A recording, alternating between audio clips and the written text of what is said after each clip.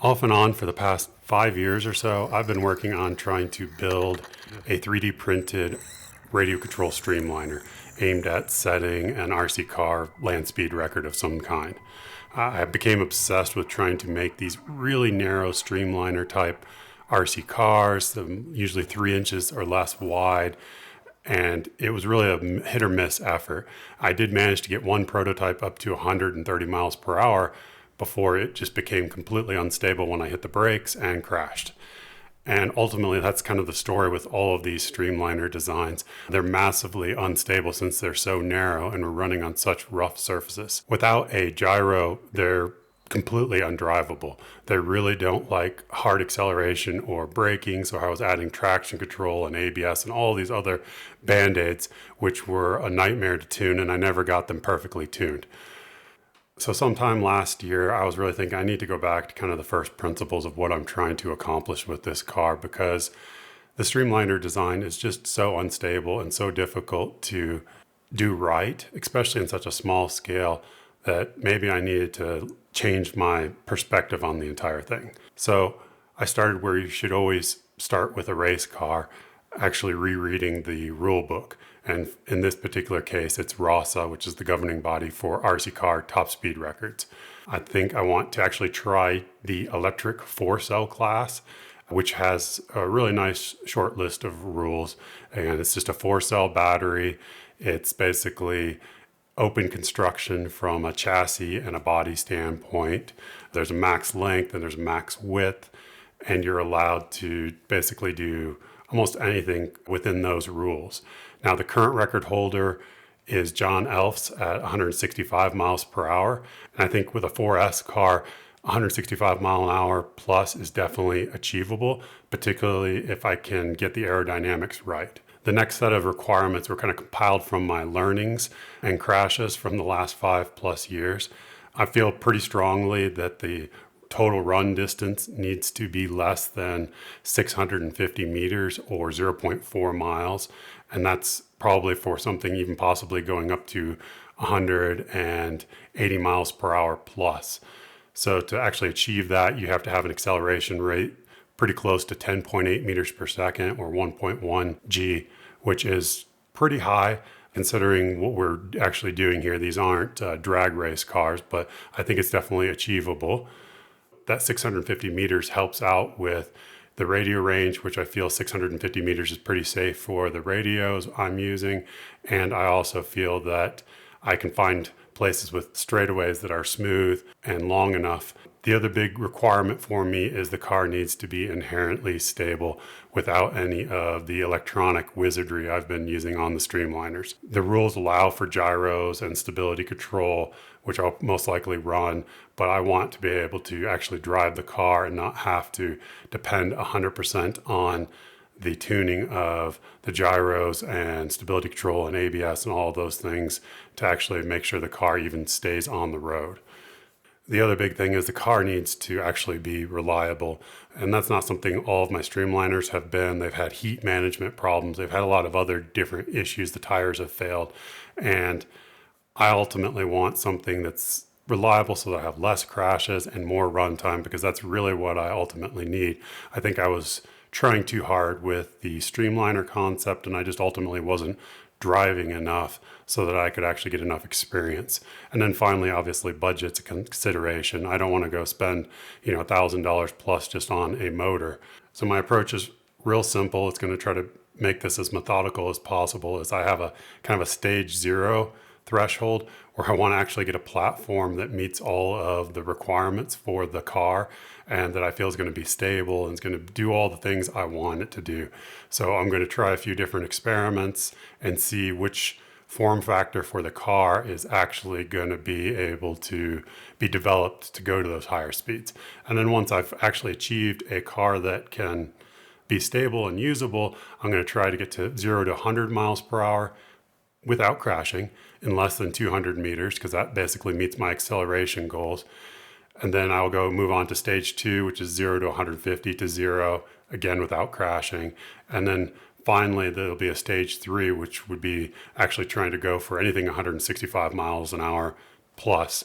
So obviously this is a record attempt, so there will be some information and details I won't be sharing on the YouTube channel, particularly when it comes to like actual numbers for the aerodynamics and the vehicle dynamics simulations and details around the tires that I'll be using. But there's still a ton to share, and I'm really looking for people's feedback to try to help, continue to develop this car. So this is the first prototype design of the car. Like my previous attempts, this is a three-wheel car, primarily because they're a very aerodynamically efficient layout. Unlike my previous cars, this is a front-wheel drive car with rear-wheel steering. I wanted to try out a front-wheel drive car because of the inherent instability of this, what they call a tadpole layout three-wheeler. Particularly under braking when you only have a powered rear wheel. I have two powered front wheels, and if I spin the tires or do anything like that, it's just going to cause the car to understeer. It's not going to cause it to instantly spin out. The other benefit of the front wheel drive is the weight distribution. Generally, weight is bad for acceleration, but there's some weight you just have to have for the car, like for the motors and the actual battery and all those other things.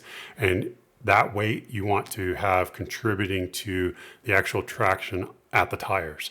And with this layout, I can have the motor, the battery, all the electronics in the front of the car.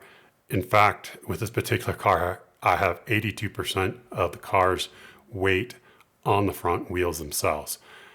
I actually don't know why more land speed cars aren't front wheel drive, because when you have a car this long, the rear weight transfer is very minimal and you're not gaining a lot of traction from being rear wheel drive. I can definitely see all wheel drive, but rear wheel drive, I'm still not understanding why that dynamic exists. By moving all the weight into the front of the car, you're actually moving the center of gravity much further forward in relation to the actual center of pressure of the car. And that's important for all land speed cars. You want the car to be similar to an Aero or a Dart. An Aero has the majority of its weight towards the actual tip, but a majority of its vertical surface area is at the rear because of the feathers. The feathers actually kind of help steer the Aero so that it flies straight through the air. It's the same principle with the car. You want the majority of that weight to be up towards the front, and then you'll put typically a fin on the rear of the car to stabilize it so that it drives in a straight line. My previous Streamliners had basically a 25 to 30 millimeter difference between the center of gravity and the center of pressure, meaning the center of gravity is about an inch or so ahead of the center of pressure. This car has over 160 millimeters between the center of gravity and the center of pressure. So I can play around a lot with the weight distribution and still have a very stable car. Probably the most controversial part of this entire car is the rear steering. Rear steer is very hard to make stable. And I wanted to try it because from a packaging standpoint, it's the easiest for this particular car. If I want to do anything with the front steer, I have to incur a lot more drag because I have to have room for all of the steering mechanism, or even if I do a differential steer, I have to have either two motors or a differential that's somehow controlled with a computer. The complexity goes up significantly. So with this particular setup, I have a rear fin, which actually has a servo hidden inside of it along with the rear wheel. The cool part about all of this is that the rear wheel / fin actually acts as a rudder as well, so that when I'm actually steering at high speeds, the reality is the tire's not doing the majority of the steering, but aerodynamically having the entire rear rudder move around basically will help the car be able to steer. Now, I'm not planning on being able to steer the car very much. 2 to 3 degrees is all I'm expecting during a run, maybe even less than that. Ideally, you want the car to go straight without having to do any of that. So the other difference with this car versus my Streamliners is I'm going to try running a car with no suspension. Basically, the only suspension is the actual tires themselves. And the reason I had a suspension in the Streamliners is because they were just so unstable, and if they hit a bump, they would just roll. This car is much more stable and not, I don't want to say impossible to roll, but once the downforce is going, it's very difficult to be able to actually roll the car over. So the drivetrain of the car itself is very simple. There's just a solid front axle for the drive wheels. I have a spur gear on that axle and the motor. Everything is packaged as tightly as possible because you want as little as frontal area as possible. So this car is obviously all about aerodynamics. Again, I partnered with AirShaper, and using their cloud-based CFD platform, I was able to simulate a multitude of concepts for this car. When you actually look at a top speed car like this, you want as little drag as possible, but you can never achieve zero drag. So one of the challenges you face is that you have enough power and traction to overcome the aero drag so that you're not just spinning your tires and you can actually continue to accelerate. One way that you can do this with land speed cars is to add more traction by adding additional weight to the car. And it's actually very common for land speed cars to add lead weight to the car for this purpose. This obviously slows down the acceleration, but it improves traction. And it's not usually a problem because these cars are running on a 3 to 5 mile long course. To get this total run distance down to less than 600 meters, we're going to have to try some experimental ways of shortening the distance. And one of those things I want to try is to use aerodynamic downforce to actually increase the traction as the car travels faster. Aerodynamic downforce isn't free. It does increase drag, so it's a balancing act. This is where with active aero, we can have the ability to create downforce at low speeds to aid with traction where the car isn't drag limited in any way.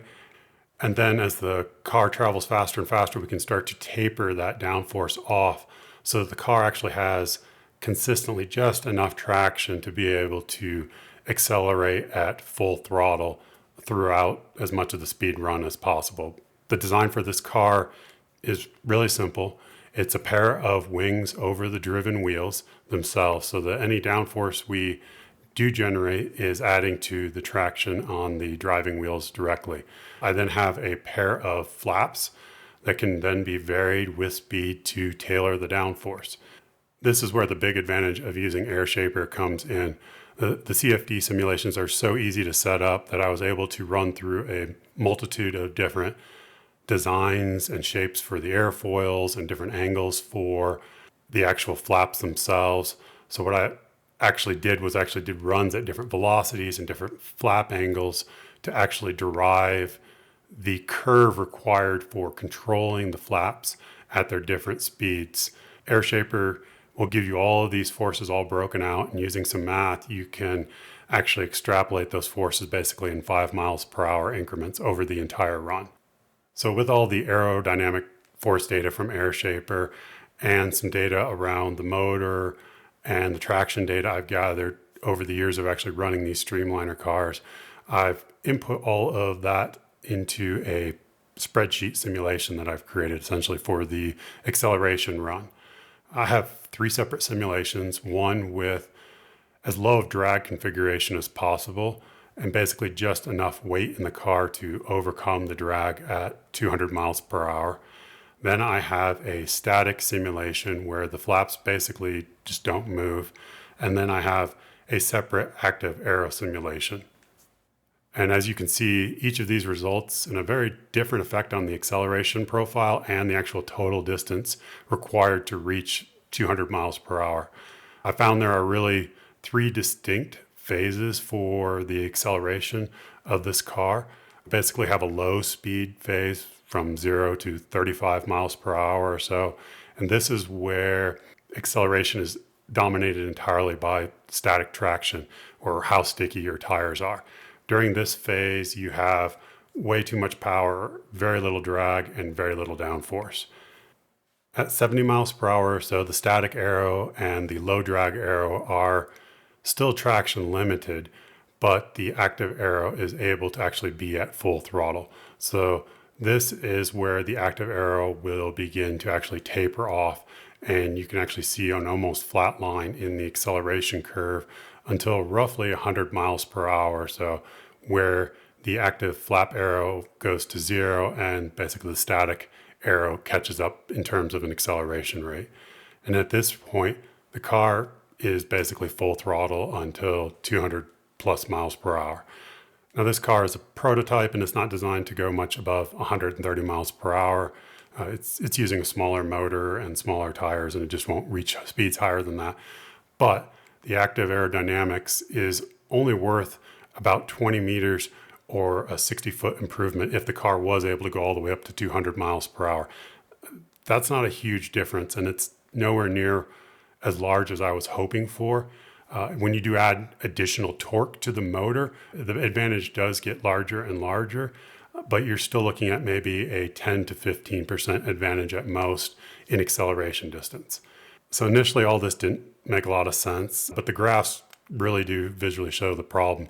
As the car goes faster, obviously drag forces are increasing with the square velocity, so that's going to slow your acceleration rate some. But even worse than that is that when you're traveling at 150 miles per hour, say it takes you 1 second to accelerate 10 mile an hour at that point, you're covering a lot more distance than if you were at 50 miles per hour and it took you, 1 second to accelerate another 10 miles per hour. The acceleration from active aero really isn't a huge improvement. It's going to improve you in that mid-range unless you have a motor that has so much power that essentially you don't have traction all the way until you're at 200 miles per hour. So for acceleration, active aero isn't a complete game changer, but that's only half the story. These flaps can actually be turned to 100 degrees. And when you do that, that actually triples the car's drag instantaneously. So the car can actually brake significantly harder than it can accelerate.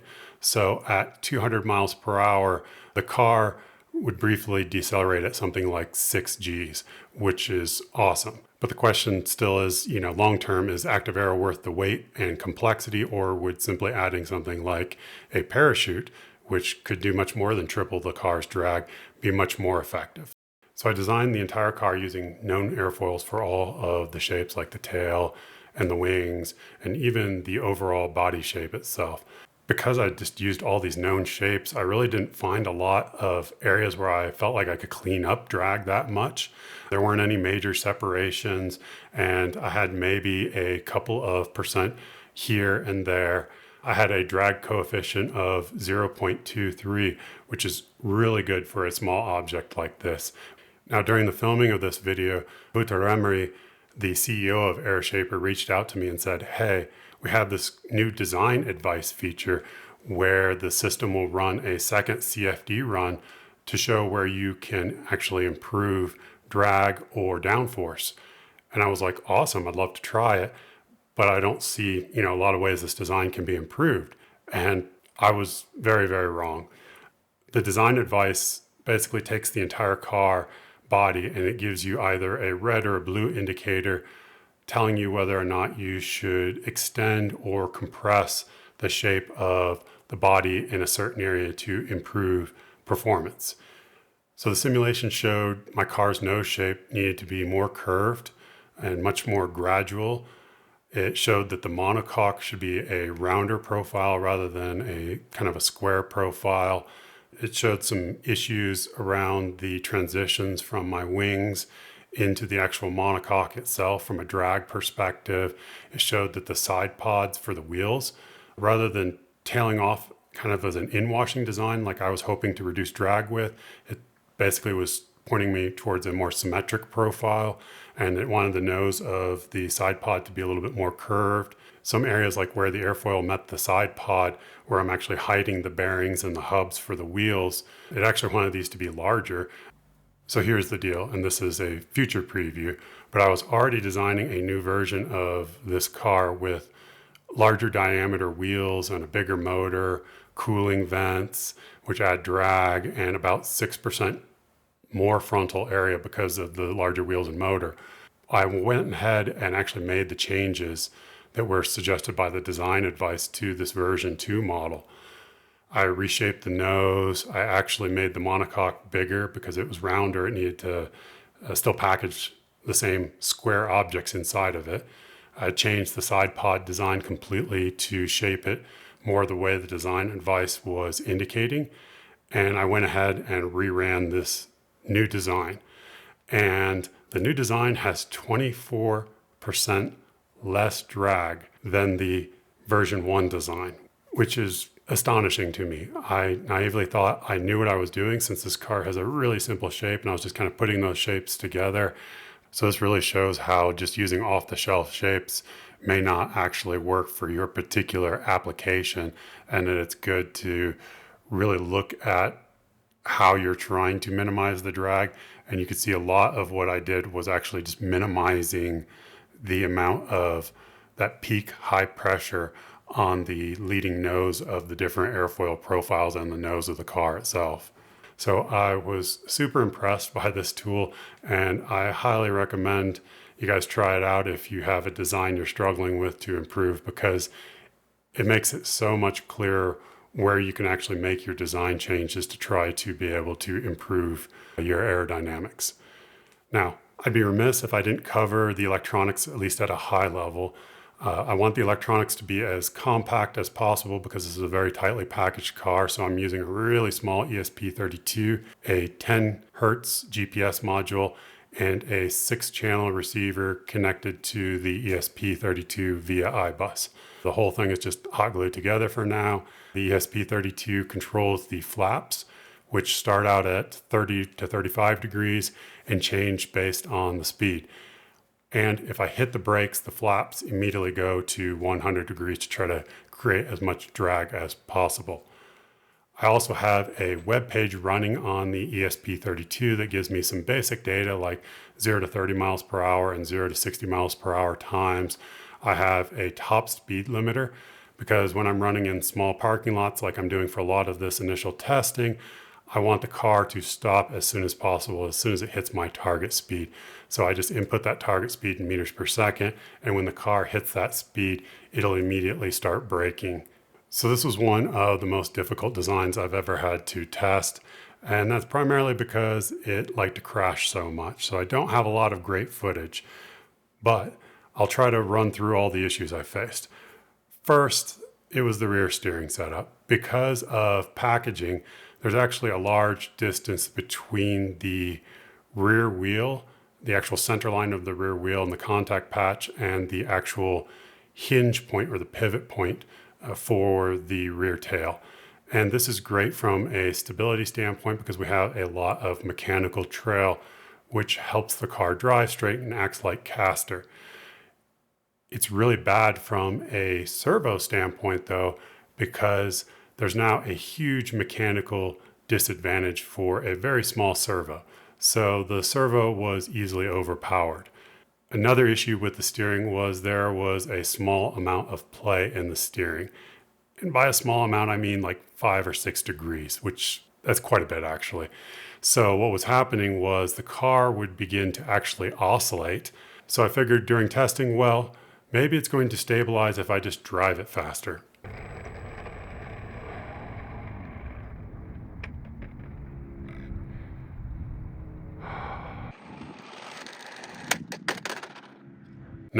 No, it didn't. So then I printed a new copy of the entire car, redesigned the rear steering so that it had almost no play, and I gave the servo a much larger mechanical advantage. So now we can actually move on to a different issue with the rear steer setup.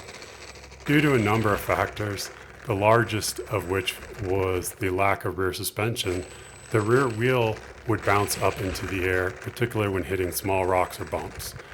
And the problem is the wheel never landed in the same spot. So I went back and did a lot more research on three-wheeler layouts and weight distribution and instability. And there are a lot of papers about instability with three-wheelers. Clearly that's a problem. Most of the research I found, though, stated you want around 30 to 40% of the car's weight on the rear tire as a minimum in the tadpole layout, which is the layout I have here. Which is good to know since I only have 18% of the weight of the car on the rear tire. So I went ahead and added more weight to the rear by wrapping some lead solder around the aluminum tube.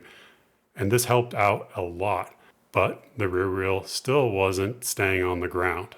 So rather than giving up like I probably should have, I went ahead and actually designed an in-wheel rear suspension. The design looks really cool. It's just a flexure that lets the wheel have 4 millimeters or so of travel so that it just doesn't bounce up into the air every time it hits a bump. But flexors are really hard to design because you don't know exactly what the spring rate will be. If the flexors aren't strong enough, the wheel also doesn't want to stay straight vertically. And if they're too strong, you don't end up with a spring, you just end up with a solid wheel. So I printed about 30 prototypes and finally arrived on this design. And yes, the car is now finally drivable, mostly if I limit the rear steering angle to about 3 degrees, and it's still very sensitive. I can drive the car around parking lots, no problem. I can brake really hard, I can accelerate hard, and the car is generally stable as a platform. The challenge I started facing was that the car has a terrible approach angle. Basically, the nose hits every bump, and it also likes to take a small rock and actually wedge it under the nose and send the car sideways, which actually ended up resulting in crash number 2. Short term, I can't do much about this because of the diameter of the wheels I'm using. I reprinted the car again, repaired everything. So the next issue is with the wheel hubs and the drive gear being how they're attached to the axle. The plan was to actually drill the axle itself through all the way so that I could just put a pin through the axle so that I could attach the hubs and the spur gear that drives the axle. Unfortunately, the axle ended up being made of a harder metal than my drill bits, so that didn't work out. So I went ahead and actually super glued the hubs to the axle itself. And I went crazy with the super glue this time to try to glue the hubs to the stainless steel axle shaft as well as I could. Unfortunately, I managed to get some of that super glue down the axle shaft, and I glued the axle to the wing itself. I tried to run it, and I actually melted the plastic of the rear wing itself. So I officially called version 1 dead, and I think it's time to move on. So I'm going to go ahead and print out version 2 here shortly. At this point, this is a go, no go for me for the 3-wheeler. So I hope you enjoyed seeing the process of the design behind this car. And if you've got any questions or ideas, feel free to drop them in the comments. Thanks for watching. And as always, don't forget to like and subscribe.